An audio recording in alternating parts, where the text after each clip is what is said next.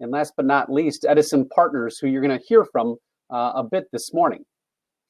As always, with Remo, just to review the program, we've got a webcast. You're muted with no video, and you'll use the Q&A window to ask panelists questions. You can do so throughout the program, and we'll make sure that we take those questions.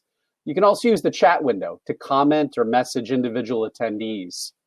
This morning, we'll break it down into two 30-minute segments, and approximately 9:35, we'll go back to networking rooms so that you can hop around and have some face-to-face networking. Without further ado, let me introduce Principal at Edison Partners, focused on the fintech space, Jennifer Lee. Welcome, Jennifer. Thanks so much, Dean, and hello, everyone. Throughout this fireside chat with Alex, whom he'll introduce in a little bit, please do feel free to ask questions throughout, and I'll make sure to, as time allows, to get them to Alex as well. But I'm a principal at Edison Partners. We are a growth equity firm. We tend to be very active across all the different segments within the fintech space. And today, I'm joined by Alex at GoHenry. Hi, Alex. Good morning, Jennifer. Hello. Good. Thanks so much for joining today. And if you wouldn't mind, could you just give a quick, intro of yourself, your bio, and what GoHenry does, just quickly? Yes, for sure. So I'm Alex. I'm the CEO of GoHenry. I'm French, as probably my accent will tell you. Father of two lovely daughters. I have been the CEO of the company since 2015, and I came in after having invested in the business on the back of growing businesses, scaling businesses internationally, such as Expedia and Lynda.com, two American companies that probably the audience will know. Perfect. So I know today we're talking about financial wellness, financial education, financial literacy, which a lot of people talk about nowadays, I think. In general, it's always been a topic, but even more so recently. Given what you do and given what GoHenry does, right? Let's look at the individual family level. What does financial wellness and financial education and literacy mean at that level? Yeah, that's a very good question, and probably the seminal question of the business. Financial education for us means, if I were to encapsulate that in as few words as possible, be good with money. That's what financial education, financial wellness means. Be good with money. We have two levels, two audiences, the children and their parents. And for each of them, it's a bit different what be good with money means. If I look at the child level, be good with money really means building up child's confidence in themselves, in their relations to others, in the way they relate to other people, and also in something which is for us obvious, but is not for children, which is become master of their time. So if I go a little bit into further, like I break this down into further bits. If you look at children's first need when it comes to the space of financial wellness, is they want to buy things, right? And so when they do so without GoHenry, let's say in the cash world, their attitude to money is a bit different. And so what we are here doing with GoHenry is really help them spending responsibly, like taking responsibility of their acts, which is something that it takes time, right? And so when you are a 7-year-old, if I take this example, you are a 7-year-old, when the money is gone, it's gone.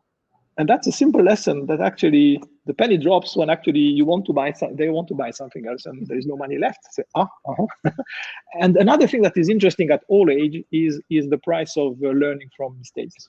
As I have been saying since I joined this company, it's better to do a mistake of $20 when you are 7 than a mistake of $2,000 when you are 17, right? I think relatively speaking, you learn better that. So that's on the spending side. This is what be good with money is. But spending is only one part of the story. The other one is, of course, earning. And this is where you start thinking about time starts coming in. You start creating like this, grasping the future, right? And there are many ways of doing that. Today we see that two ways are really what parents and children embrace. One is the regular allowance, the weekly allowance. which starts getting children into this space of budgeting, right? Making sure that what they earn is more than what they spend. The other way is task, chores. So you do something for others, typically for your parents. There is an exchange coming, which is your hours, your time, your love, and you get money for that, right? So this interesting exchange is also something that starts building into children's mind about, again, the future.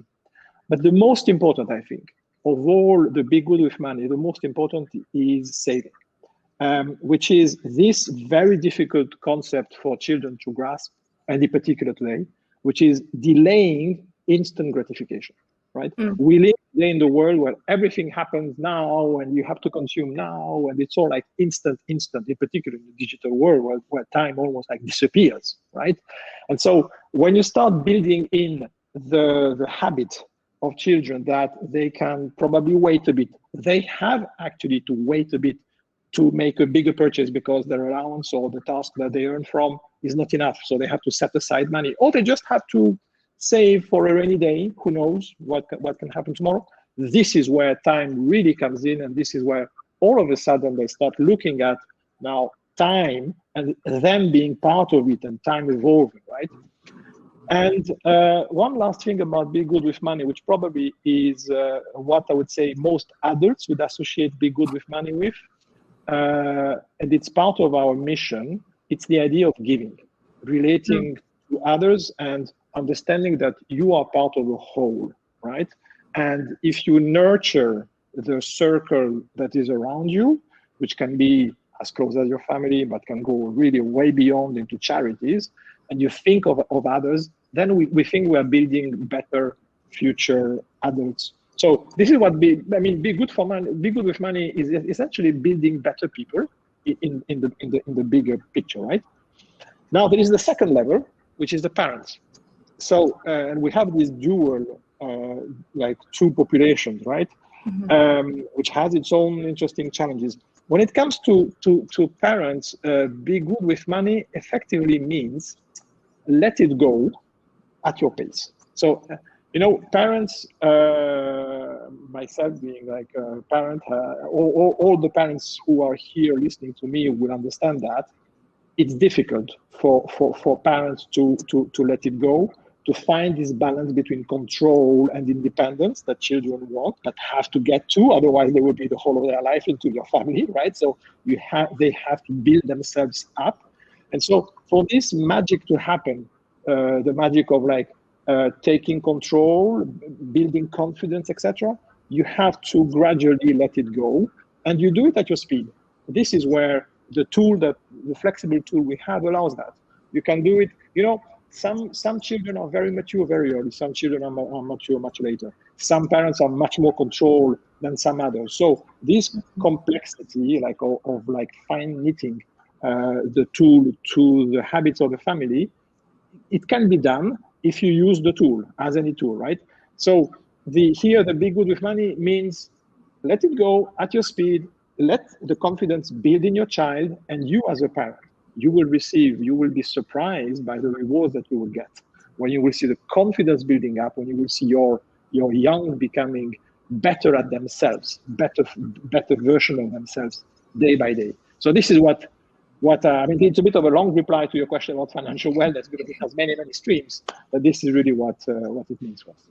No, and I think that's really helpful, and everybody who's listening, can certainly empathize and fully understand everything that you just described, right?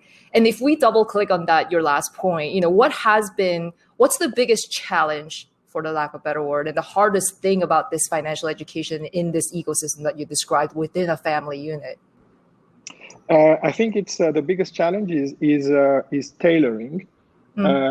Tailoring financial education to every situation. So we have hundreds of thousands of families in the UK and in the US, and it is difficult to build a tool because we are essentially nothing else than a tool, an important tool, but we're a tool that can cater for like the thousands of various diverse situations that we are encountering. So the challenge is here, right? How do effectively you do more than cash. Cash is the simplest form of money management It's the oldest and the simplest form of money. But today we can do better with digital. How do you add to cash by going digital, right? And that's difficult. So let me give you a couple of examples. Mm-hmm. The tailoring, for instance, I spoke earlier about earning, and there are many ways in which parents, let's say, transfer money to their children. We call that earning from the child's point of view. But if I just list the various ways, you will understand the complications. So one way is a weekly allowance or a monthly allowance, right? Something regular. Okay, so basically your tool has to be able to handle all the cases. One of the cases, okay, I have a 7-year-old and I have a 12-year-old. How much do I give each of them per week? Okay, so you have to start. The tool has to answer the question. And we do have a simple infographics in which we explain to the parent, okay, in your community for this age, this is roughly the range in which you can play, and then of course you adapt. So that's one. Then comes the same question comes with parents who prefer the idea of task, of rewarding on a particular outcome. And again, here comes, okay, what type of task, what chores can I give my child? Okay, again, I hear there is a long list here from like walking the dog, washing the car, or I mean, like the list is extremely long. And there are some payouts attached to them. So that's, again, you have to be able to cater for that.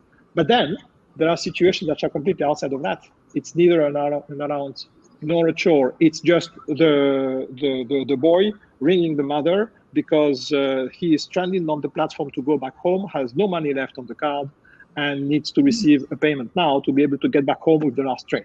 Okay, so you have to allow for instant transfer. So these are like examples of the very situation in which you have to adapt the app. If I look at the child side, it's even more complicated. And here again, parents will understand that their own child, when they were 7 and when they became 17, there is nothing in common between the two of them, apart from the fact that they have the same name, family name, right? They changed so much in 10 years that you wonder, are you talking to the same person, right? Well, yeah. But the app has to follow, right? So the app has to grow with change and grow and adapt with the child as they age, something that we call internally the app that grows with you. So basically, our app is different. It's the same code, but it appears differently. It behaves differently if you are a 7-year-old, a 12, or a 17-year-old. And these like tweaks that you do for each age also entail a change of the relationship to the parent. For instance, if you are a young 7-year-old, you want your parent to receive a notification each time you spend. But if you are a 15-year-old, you don't want your parent to receive a notification each time you spend something, right? No. So, like these subtleties, you have to be able to deal with that. So the hardest challenge is to tailor. How you tailor so that it is intuitive. You are not burdening the parent and the child with complications. It's very hard to be simple in a quite complex environment during these 10 years. And it makes sense too, right? It's not just 7 to 17 being completely different. It's 7 to your point, 7 to 9, 9 to 11, 11 to 13, and 13 to 15, right?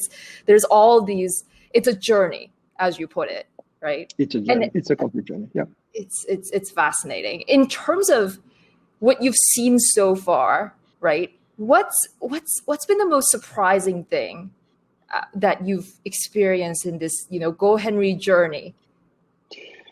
It always comes back to the customers. So basically here, what is the most surprising for me, for us, has been this relationship to customers. And it is really both ways. And we are a bit unusual on that. So the second way will be interesting, I think, for your audience. But let me start with the obvious one, which is the impact that our product, our brand has on customers.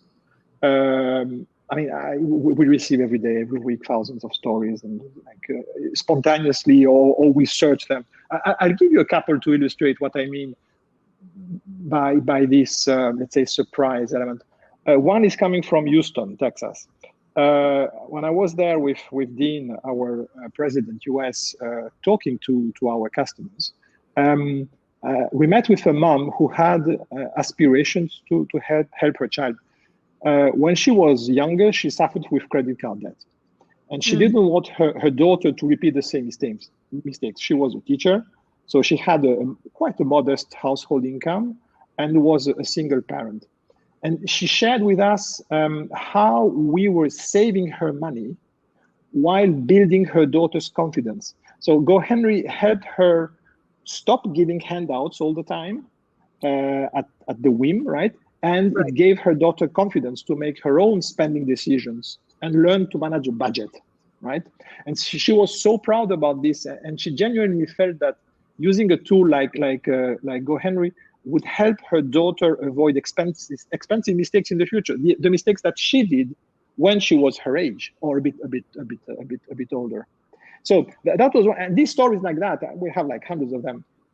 Then I'll give you another one, which came recently from the UK, actually, from a young boy from Liverpool in the UK.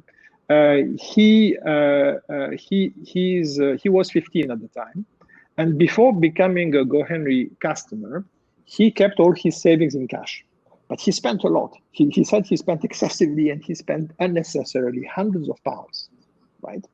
So he was a bit of a shopping. He spent a lot. So he one day noticed that his younger cousin had a personally designed GoHenry black card, right? One of the cards that we recently released, and his mom applied for him and for his sisters to get one. And the first thing that he told us is when he got the card, he felt a humble sense of maturity. So that's something constant, actually. It's when the child receives the card, it's expressed in different ways, but for him as a 15-year-old, this idea of maturity came in, right? But as he was addicted to shopping, the first thing he did was to show off his card and the power of his card to his friends.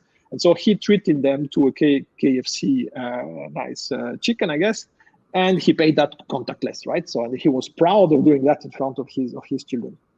Then what happened, and that's again quite common, he realized that probably spending it all was not a good idea, and he decided to save.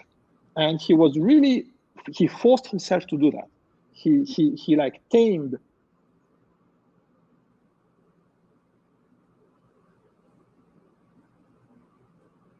Did we lose Alex? Just want to make sure. If somebody on chat could let me know if Alex froze or if it's me. Jennifer, he did freeze. Yep, he froze. There we go. Dean, we'll just and everyone else, we'll give him a couple minutes. He was in the middle of actually quite an interesting story, so we'll give him a couple minutes while we hang out and see. This is what happens in 2021 when we're all at home with our bandwidths. And speaking of children, Alex, there you go. When everybody's sharing bandwidth, so I'll give him a few minutes. Oh, good God. And Dean and Danielle, hi, Dean. We'll. Hello. Sorry, I guess I lost. Yeah. There we go. You're back now. You froze in the middle of your second story, which was actually quite interesting, and then finish it because it's an interesting one. Probably interesting is not the right word. Let's wait for the end of the story. So, do you remember when I lost? Did I talk about KFC and? Yes, I think you were actually there, right around there. Okay. So let me just speed up a bit. So then he realizes that that's not good. He starts saving, and he very quickly, in a couple of months, saves £200, or let's call it $300, and he feels very proud about that. We are in November. December, his grandmother, that was last year, December 2020. His grandmother falls ill to COVID-19, and shortly after she beats COVID-19, but shortly after she suffers from a stroke. And that was a very tough time for his mother, who both mentally and financially, she was spending hundreds of pounds on her grandmother's recovery and healthcare. And then what Damien, what's his name, did, he basically, thanks to the savings that he did, he gave the money to his mother, who could use it to help his grandmother's hospitalization. And she actually started recovering, and that money, the $300 he had saved, had been used to medicate her, right? And for him, the fact that he was able to really see the impact that his hard really savings helped his grandmother live a little longer, had such a positive impact on his life, that he went on to write to us about this story, because we went out. We always look for stories, because we want to share to the rest of the community what GoHenry does to concrete lives, right? And so he shared with us this story. And unfortunately, a few days, I think a week after we received the story, we kept in touch with him. His grandmother passed away from the stroke that effectively they didn't manage to cure. So he was so proud of what he has done that he ended his sentence or his mail to us, and then the conversation with, that's how the GoHenry Bank, that he called us the GoHenry Bank, that's how the GoHenry Bank taught me to save and learn how to handle money. So these stories, we have again, hundreds of them. For me, that's the most surprising. It's the impact that such a tiny product can, because in the end, it's a small, simple tool, right? I mean, we can talk about it as it's complicated, etc. But in the end, it's a very simple tool that we give to customers. And if they can use the tool, if they do embrace the tool, it can have great impact. But the impact it has on concrete lives is amazing. Now, there is a second side, which I think is interesting, because it's peculiar to our capital formation story. So I said that I was surprised by the impact that we have on our customers, but in reverse, I am surprised by the impact that customers has had on us. And I'll give you one example, which is interesting. In London, in the UK, you can raise money as an entrepreneur through a system called crowdfunding, which is quite more, I would say, democratic, popular than in the US, in the sense that there is no threshold of, you have to be a high earner or have at least $1 million on your bank. You don't have to be an accredited investor to basically participate in a private, in the financial fundraising or private company.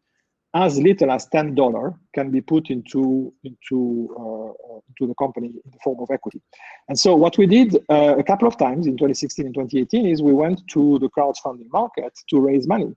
And we were very surprised by the fact that, A, we broke a world record when we did that the first time. We raised the equivalent of $6 million, having no VC backing us. It was really us, and this idea that I just spoke about.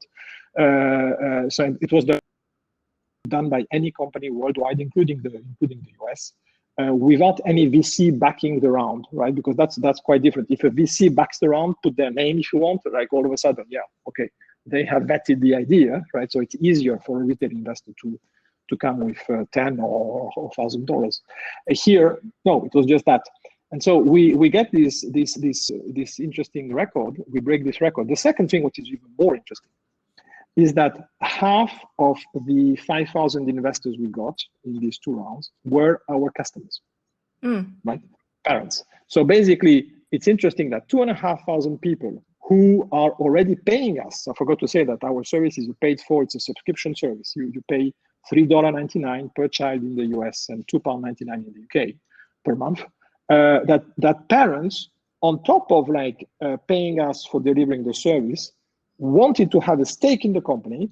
And the message was, okay, this is so good. Please disseminate it as quickly as you can to the rest of the world, because everyone has to be able to benefit from this innovation. And that has shaped us. That has shaped us because we are very much we are listening to our customers a lot. We integrate them in all our product releases. Like now we are working on, or we are in the final stage of beta testing our peer-to-peer functionality for teenagers to send money to other teenagers. They are part of the design, effectively, right? So this like shaping, it's a two-way shaping. We shape the lives of customers, they shape us. This is what is really surprising. And that's a powerful statement too, right? I mean, they're backing you in every single way. And to your point, their feedback is integrated into where you've been and where you're going to. If we take, and I know we've got a couple minutes left, but we take the last couple minutes just to, talk a little bit about broader trends that you're seeing in this, right? With the feedback that you're getting from the customers, with, the broader landscape in terms of financial education and literacy and the family dynamics, everything that we talked about. What are some of the trends that you're seeing right now that's, fascinating? Well, on the trends, it's the first one, which is really, really super clear since, I would say, COVID, March last year, is a recognition from parents that actually we can help. We exist, we can help. Cashless is coming faster than anyone expected a year ago. And so the question is for parents, what does this mean for my child, for my children, right? And so that is now so clearly established in every parent head that actually there's got to be a solution, that they seek for it. Up to that day, we were more like advertising to talk about our product. Now we do a bit less of that, and it's more coming naturally, right? And the second is on the children's side. There is the other trend, which is again evident, but it's important to state it, is the demand for children. So today they live their lives online, they learn online, they entertain themselves online, they build themselves online, they build their personality online. So at some stage you'll get to the point of, okay, the money component of that building, which, as you've heard me saying earlier, money plays an important role in building a child's personality, in forming their relationship to material things, in shaping their sense of time, gratification, pain, in building their confidence to themselves, in building the confidence to others. So money is like an ingredient in all this thing. Therefore, they need to learn how money works in the digital and in the real world. And they demand this, not to us directly. We're not advertising to children, but through their parents, right? You get this, you start seeing this trend of like parents telling us, oh, I've heard my daughter that there is this thing called gohenry. She saw it at school, or like some sort of like, it comes to them through their children, right? And so there is this trend that both sides, parents and children, are realizing that, money actually is a space for children as well as for adults. And no one can ignore that anymore, right? If you ignore it, you are not doing yourself good. You are not doing your child good. Yep, makes perfect sense. Makes perfect sense. And I think that's a great place to wrap up for this morning. Alex, this was fascinating. And obviously there's a lot more to do across the board, but gohenry is just one of the, leading players, frankly, right, in terms of where we can go next. So really exciting. Thanks so much again, Alex. And with that, I see Kelly. Hi, Kelly. Hey. I'm going to hand off to Kelly for our next panel. But Alex, thanks so much again for this morning. Thank you very much. Thanks, Jennifer. Good morning, everyone. I'm going to be joined here by Mark Ruddick, who's the CEO of BFS Capital, and there's Brian Geary, president of ODX. Good morning, guys. You just have to take yourself off mute so we can hear you. Good morning. Good morning. Morning, Kelly. We've only got, that last session flew by really quick, and I suspect this one too. We have a lot of things, kind of hot topic. We can cover a lot of currency here. But we only have 30 minutes, so we're going to skip the typical intros, other to say that with these two guys, we've got points of view from both kind of the incumbent banks that serve SMBs, with Brian's business at ODX, enabling banks, his platform enabling banks, and then the alternative lending perspective and those solutions for SMBs, which, Mark represents with BFS Capital. So we'll, hope to get into sort of state of SMBs and how attitudes and expectations are changing, both on the bank and lending side, as well as consumers, some fintech stuff, and we'll see where it goes. But let's jump right in. So we thought we'd start really with, to hear from these guys on what's different now in the SMB financial services environment, as the economy is coming back and reopening, and, how have attitudes and expectations changed, both from a small business perspective, but also, with banking and lender expectations of those SMBs. Who wants to kind of kick off? Brian, you want to go first? Yeah, I'm happy to go first. Well, first, thanks for having me, and looking forward to the conversation. So yeah, I think from an attitude perspective, so listen, obviously small businesses have been hit hard by the pandemic, but I think the biggest thing that, maybe the positive that has changed, is you have this shift toward digital, which is happening, kind of in banking across the board.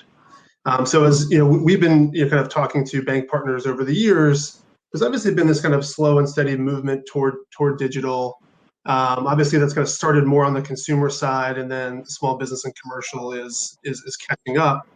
But the pandemic has lots of stats out there where banks are really kind of forced to not have branches open, not do some of the things that you would have kind of done in person, and really kind of force customers to do that online.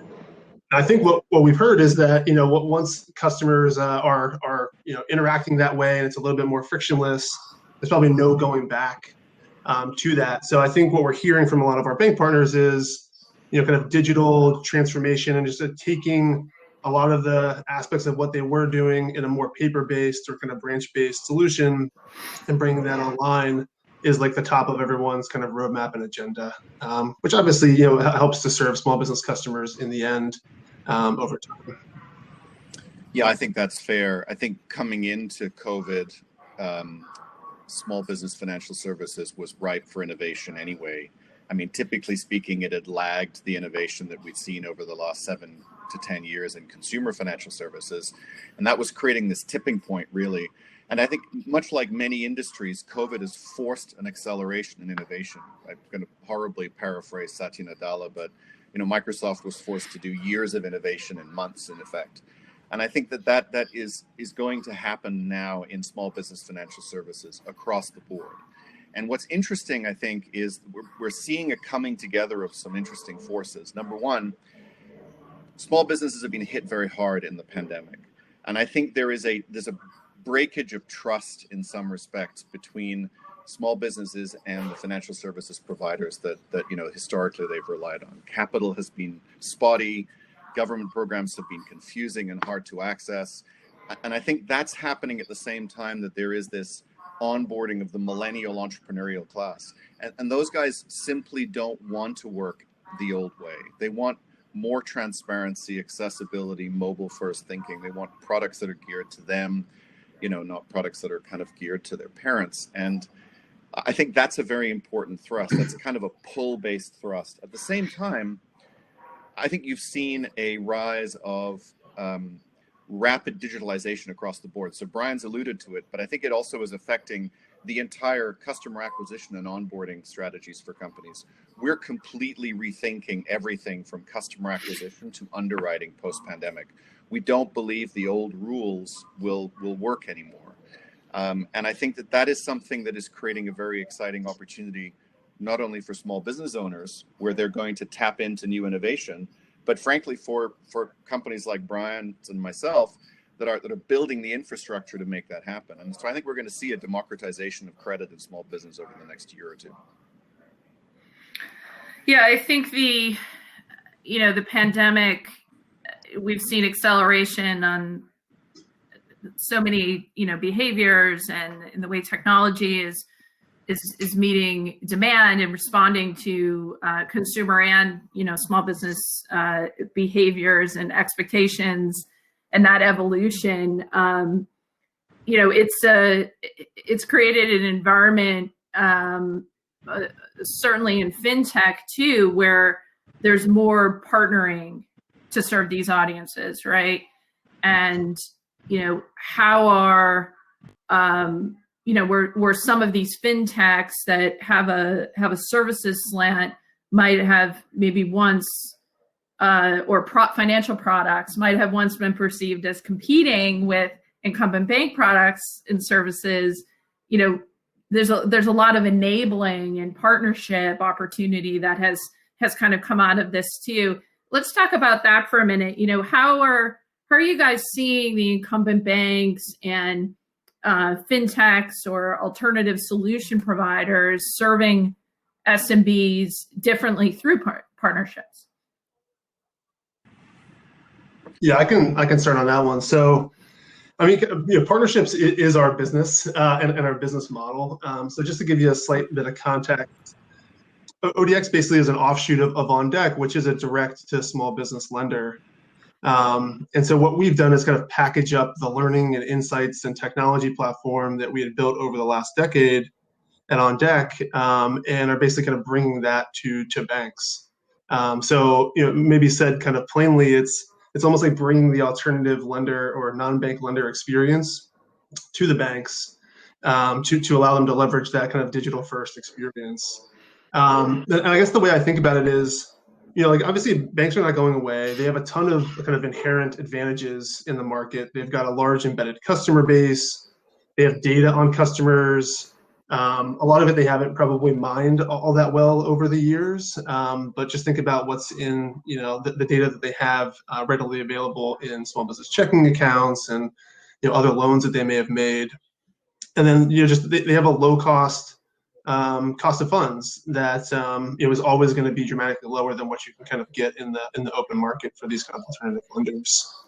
And so what we're trying to do is kind of marry up those advantages that they have with both kind of like a digital technology platform so that they can serve customers more efficiently, bring some of the insights that we have learned over the years to help them, especially in the credit space. And Mark can probably talk about this as well, but some of the things that we've learned in the alternative lending space is you can go beyond just what you can kind of get readily available from credit bureaus like a consumer FICO or a small business credit score, and kind of look into more of the real-time cash flow of that business and mine things like the business checking accounts or their accounting software data, so that you get a real-time picture of the cash flow of that business, which then allows you to go like a little bit deeper into the credit spectrum to open up access to capital for more customers. That was kind of the whole thesis of OnDeck at the beginning was FICO for small business is not that relevant, and you can go a lot deeper into the credit spectrum and do that kind of responsibly if you look at more data on those customers.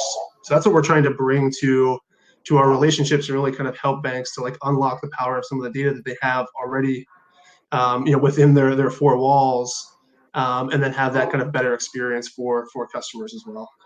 I think that's fair, but I do think that if you look at what's transpired in the consumer space over the last 5 to 10 years, you've seen a bit of a disaggregation or an unbundling of the bank, because various pieces of the banking stack that historically were advantages for the bank because of vertical integration and a one-stop branch-like shop to do things, that they've been picked off, kind of component by component by companies that are reimagining the functionality. And I think that is going to continue to happen in small business financial services. You can already see the rise of small business neobanks and the rise of kind of purpose-built companies reimagining insurance for small businesses and so on and so on. So that's true. But one of the things that I think we believe at BFS is, and in fact it's part of what's driving the transformation of BFS, is that a small business owner is temporally stressed, right? They're spending 125% of their lives trying to build their business and serve their customers. They have no time left over for their banking and their back office. And they don't have armies of accountants and CFOs and so on to do it. So with this unbundling of the bank, the question is, I think, does it become problematic to go and access all of these services by having to start one app or another app or a third app or whatever? And so I think at BFS, we're sort of trying to reimagine financial services for small businesses almost as being a constellation of partnerships, but brought together in a simple, easy to digest manner. And so I think you're going to see the rebundling of the unbundled bank in a way, and that's actually quite an exciting opportunity. And I think we believe very strongly in that. Brian, to your point about underwriting, I think that's absolutely correct. I think, the historical way we underwrote small businesses we looked at the last 6 months of their bank statements, and we looked at their credit file, and we looked at, various other pieces of information on the entrepreneurs themselves, criminal background checks and so on. And we made a decision for 6 to 24 months, right? We can't look at the last 6 months of banks and learn much from it because COVID has materially impacted these businesses. Most credit bureaus have been locked down so that really, you're not going to pick up many material changes to them. And the rest of sort of the ecosystem is a little bit muddied. Our view going forward is that underwriting needs to move to a wider portfolio of data and much more real-time data. So our kind of vision for this is not only bank transactional data and credit bureau data, but customer sentiment data and cloud accounting data and broader exhaust data from across the ecosystem that tells us something about, what's happening thematically in various geographies or businesses or whatever, that gives us kind of portfolio-wide views of how things are evolving. Use all of that to unlock capital earlier for small businesses than historically they would have been able to access it. But don't make a $300,000 bet the first time you meet them. It's like getting married on the first date, right? It's potentially problematic, but work the problem with them. And as they demonstrate their, rebirth, growth, whatever it happens to be, depending on their business status, follow them along and unlock additional capital in real time. And I think that's the promise of real-time data. And that's certainly what we believe in. And I know, Brian, I think you're on the same page. I agree. When you think about these, these partnerships and these opportunities between, fintechs and alternative providers with the incumbents, just based on each of your businesses, what would be maybe just a tip or two that you would give on kind of making these partnerships work? That, for any folks who might be listening who are, in startups and in the fintech space and thinking about how this ecosystem sort of comes together in this way, like what would be like a couple of quick tips or advice that you would give? Maybe I'll throw two things and then hand it over to Brian. So for me, any partnership requires kind of three things. It requires an understanding of what the two of you can do together that creates some differentiation in the market. So why does bringing together one or two or three companies enable something that is not possible on your own, right? So I think that's pillar number one. Pillar number two is, can you work together? In other words, are your business models fundamentally aligned? Is there some mutual benefit to you doing this? And is that mutual benefit lasting, right? I think that's very key. I think if two companies come together in a partnership, it is to hopefully build a long-term value proposition. And that has to work. That'll only work if your interests are aligned and that you both win from the partnership. And that's pretty critical. I mean, Kelly knows this. We talked about this a lot at an Edison offsite a couple of years ago. It's possible in negotiations to have a win-win, and that's actually, the objective really of these things. I think versus, the third thing versus mud wrestling. Yeah. Yeah. Well, I did some mud wrestling. But I think the third thing is that, whether it's a partnership or an acquisition, more of them fail than succeed. And it's the devil's in the details, frankly. And whether it's technology, integration, or whether it's business integration, or whether it's cultural fit or personality, all of these things matter. So to me, I think it's really more than just, do you get two biz dev guys together and make a deal? It has to be more fundamental, I guess. Sure. Brian, what would you add to that? Yeah, no, that was really good and pretty expansive. I was going to maybe take a little lighter and just say that like partnering with banks is not for the faint of heart. And we've learned that over the years. It's just, and I think it speaks to what you were saying, Mark. It's there's cultural differences there, obviously, where on the fintech side, we're set up to be agile and move quickly and, ship code, and banks, it's all about kind of reputational risk and compliance risk and risk mitigation. And so like those two forces kind of hitting each other, usually, we have to bend so that we can kind of fit into typically how a bank would work. So sometimes you obviously lose the like speed to market and some of the kind of fast iteration because there's just a little bit more kind of layers of approval that are required. So your tip is to be patient and flexible. Yes, exactly. Great. Well, it's a good segue. You mentioned, compliance and risk, and, it's a good segue to the topic of the regulatory environment, especially post-election. This is on everyone's mind. And, particularly as SMBs still, are need access to capital, right? So I'd love to hear from you guys on, what do you think the fintech regulatory environment is going to look like, under this administration? And this goes hand in hand. I mean, there's an access to capital aspect, federal and state dynamic, but it's also hand in hand with the notion of things being more online and data and real time and privacy and transparency and all the things as Mark, you're describing the rebundling of the bank and how that kind of creeps over from, and most markets do this, from consumer B2C into B2B. And that's what we're seeing with SMB. All of this regulatory environment and privacy and data talk has been fairly consumer oriented, but it's a natural evolution and certainly has applicability here. So, would love to talk about this for a few. Yeah, look, every country, and frankly, every state has its own kind of culture and ethos, right? So regulations are going to be different around the world.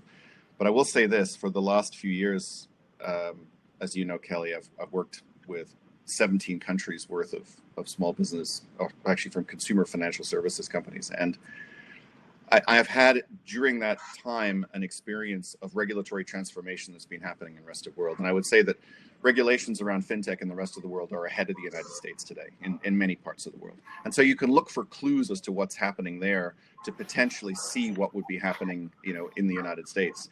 And I think that the two really important points I would make, three actually. One is, as a player in the space, as a fintech, you need to have an ongoing dialogue with regulators and with legislators, because uneducated regulators or legislators are too prone to kind of emotional reactions to things and the ability to create regulation that ultimately is not serving the constituency they're trying to assist. That's sort of point number one. Point number two, it is a myth, though, to think that small businesses are fundamentally different from consumers. In many respects, tiny small businesses are less sophisticated than more sophisticated consumers. So in most mature regulatory environments, you see very quickly a desire to shift consumer regulation to cover the very smallest of the small businesses. So I think you're going to see that regulatory leakage for sure. The third thing is, and Brian and I know this as well as anybody else, data drives our businesses now. And a lot of that data is potentially quite intrusive. When I am working with a small business going forward, I'm seeing in real time all of their bank transactions. I'm seeing their customer sentiment. I'm seeing future open table bookings. I've got all of this information on them as a customer. And so data privacy regulations, I think, are going to be the next big area of kind of evolution. I can't really speak to the new administration at this point and how it might change things, other than to say that I know that some of this stuff is on their radar, and I think we need to be engaged in those conversations, because if not, it's at our mutual peril, I think. Brian, what's on your mind in terms of what you think it might look like, or some of the issues that need to be addressed? Yeah, the one topic that I think is interesting is this debate on open banking, where, I guess if I frame the debate, it's like, who owns the data? Is it the customer that owns their own data, or is it the bank that owns it? And obviously, large banks believe they do. And so that then kind of leads to, well, then how do you kind of extract that data to use it in other transactions. And so obviously, like, as Mark mentioned, like other countries are ahead of us in this. Europe is ahead of us in open banking and allowing customers to basically kind of extract that data to use in other circumstances. You kind of have like an open banking 1.0 today with some of the players like Plaid and Finicity and the competitors there, where you can pull that data out. But in most cases, like they've built direct integrations to some of the larger banks, but in most cases, they're still kind of web crawling or screen scraping, as they say. So, there's kind of questions of security there. We actually find that like we use that in our platform where we're allowing customers to basically use like a Plaid type of service to pull in that banking data so that we can use it in underwriting. So I think that's very powerful. And obviously I would love to see us kind of evolve to a more open banking model, but the question is kind of timing and how long that will take. And I just don't know if that's on the agenda yet or not for the new administration. But smart regulation actually can drive, business innovation. And I think if you look at what we've learned in Europe and in some cases even in South America, in India and China, about the way in which not only open banking, but a reimagining of the payments infrastructure, real-time payments and so on between companies, that is spawning the creation of a new wave of fintechs that is very exciting and offering great services to consumers and to small businesses. And so I think properly contemplated and structured, regulation can be a powerful tailwind, if you want, for business creation. But the other way can also, I think, occur in that, headwinds can be created by regulation that is either driven by vested interests or in effect by kind of a regulatory structure that is less educated around sort of the technology arcs that are happening that are in the rest of the world enabling really exciting products to be built. And so I would certainly encourage the administration to look at rest of world, and even if they're going to create an America sort of centered solution, to do so with a view of what's really working, because there's plenty of evidence out there that of what's working and what's not working. I think it's pretty exciting in rest of world. Sure, that's great. So we've got 5 minutes or so, and we wanted to end on a positive note in terms of the theme of SMB recovery, resiliency, and wanted to ask Mark and Brian to kind of share the signs of that resiliency and optimism, the signals in their businesses that they're seeing, as we're all kind of reopening and these SMBs are kind of getting back to work. Whether it's just anecdotes from certain industries, data points from the cohorts in your businesses. I think our audience would be would love to hear that, and it'd be a great way to end the session. Yeah, I can take a stab first, Mark, if you don't mind. All right, so here's how I think. Obviously, I do have reasons for optimism, both for the small businesses and for us that are helping them. The first I would say is around demand. And so just from a high level perspective, obviously the vaccine rollout is underway. Infections are declining from their peaks. Lockdowns are lifting. And so I think what that's going to create is a massive pent-up, or what exists is a massive pent-up demand of folks like ourselves that want to go to a restaurant and eat out. We want to travel. We want to go to a concert. So it obviously benefits the small business players that are kind of serving these consumers. So I've seen there's a couple recent surveys. One I saw was that almost 50% of small business customers intend to access business credit this year to grow. And so I just see that as a sign of optimism that they're expecting the economy to come back, and they know they're going to need to take some capital to be able to do that. The other thing that we've seen in our data is that, and this was kind of from last year, but as soon as you saw like a more kind of severe lockdown lift in certain geographies, there's about a 2-month lag before we started to see a kind of a dramatic uptick in applications on the platform. And so, just again, like as the kind of vaccine rolls out and and these lockdowns lift, I think the back half of the year is kind of setting itself up to see that demand from consumers, which will then kind of lead into kind of demand from small business customers. The other point that I would make is around just resiliency, and what that comes through to us in is kind of credit quality. And so one other data point that we have is, again, kind of like as those lockdowns lifted, as you saw kind of more applications come in and we were approving customers, what we saw in the loss curves of those customers, it basically says after a certain period of time where the loan is on the book, how many of those customers do you expect to be in some sort of kind of difficulty? And what we saw kind of post-pandemic is those loss curves were dramatically lower than they were pre-pandemic. So what I infer from that is that the businesses that a lot of businesses have kind of survived and kind of been resilient through this.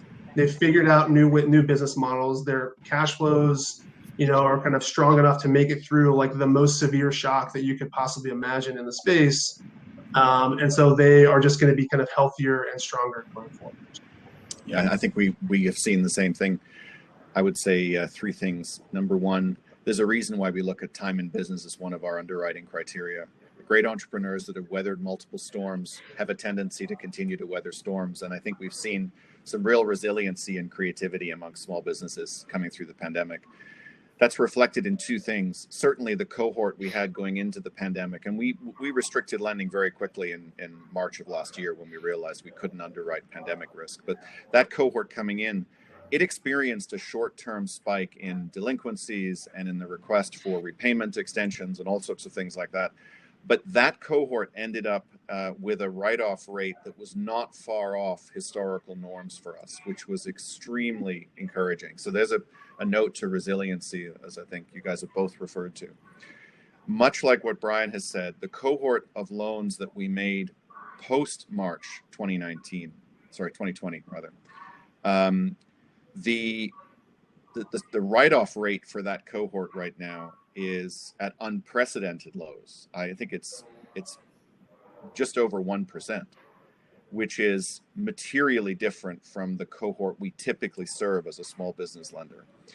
And that caught us by surprise as well. It showed us that there are seams that are possible to mine in a pandemic, right? There are companies that will thrive and survive. The third thing is demand is not yet back fully. I was talking to our counterparties on the funding side a little while ago, and I think across the board they're seeing a caution amongst some small business owners as to when they take on debt. They're still, where they can, actively leveraging, as they should, low-cost government programs to get them through the worst of this. But at some point, when they start to see business turn and inventories need to be rebuilt, they are going to need to fund the rebuilding of those inventories.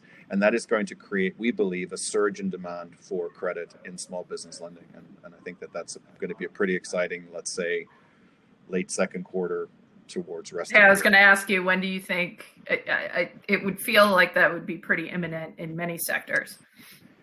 Yeah, look, I'm a Canadian, so I tend to be a bit more dispassionate about these things. I follow data and science, and it seems kind of quaint now, but look, I think one of the things we've learned is that there are no hard lines in this sort of progression of COVID.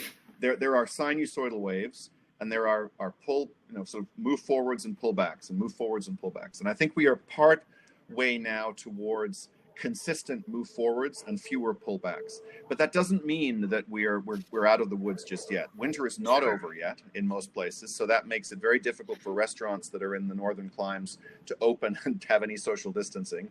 I think that we still aren't quite out of the typical flu season, so if you use that as a proxy, we're going to see infections come up and down. On the flip side, vaccines appear to be working. If you look at some of the evidence coming out of countries where there has been significant vaccine penetration, case counts are down materially, hospitalizations are down materially, and at some point, both small business sentiment and consumer sentiment will just trigger forward positively, and I think we'll have a very, very exciting second half of the year. But first quarter, still a lot of entropy in our mind. Second quarter, the beginnings of some rebirth. Third and fourth quarter, probably a very exciting pull. Yeah. Well, that's a great Great note to end on. Really appreciate the conversation, you guys. Thanks for joining us. And I think I'm welcoming Dean back to kind of wrap us and throw the group into networking. Is that right? Or Danielle? You're Danielle. actually inviting me back. Kelly, thank you so much. Brian and Mark, thank you for your engagement and your participation. Really appreciate you making the time today to talk to our community. And you know, it's been a great chat. If you have more questions for our panelists, you know, hopefully they'll be able to stick around for a few minutes in the networking room. I'd like to again thank our sponsors for our FinTech series, Ballard Spahr, Baker Tilly, Drexel University, SCI, Vanguard, and of course, Edison Partners, who did such a great job of putting together some wonderful content for this morning.